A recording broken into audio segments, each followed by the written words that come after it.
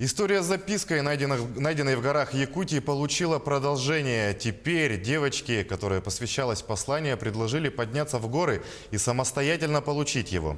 Напомню, ранее мы рассказывали трогательную историю о найденной записке на горе Мусхая. В ней отец поздравляет свою дочь с 8-летием. 30 лет назад, когда Анна Цветкова праздновала свой день рождения, ее отец совершал восхождение на гору в нашей республике. Там он оставил поздравления и попросил нашедших не забирать и не выкидывать письмо. Сейчас мужчины уже нет в живых. Альпинисты нашли поздравления спустя почти треть века и все-таки разыскали адресата. Анна призналась, что сейчас не чувствует в себе силы совершить подъем на 3000 метров. Люди без подготовки навряд ли способны на такое восхождение, но мой брат, конечно, выявил желание подняться, поделилась женщина. Мы будем следить, чем закончится история.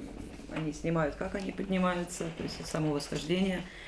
С таких фотографий достаточно много. Но, если честно, сначала я, конечно, не поверила, потому что действительно такое бывает, наверное, только в фильмах или в рассказах.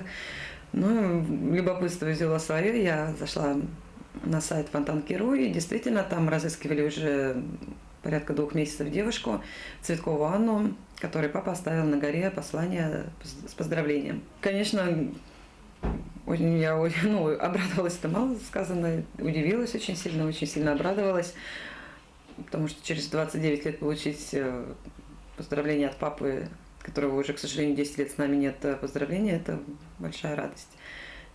И удивление, и радость. Есть, конечно, и сожаление, потому что не смогу благодарить его лично за такое вот необычное поздравление.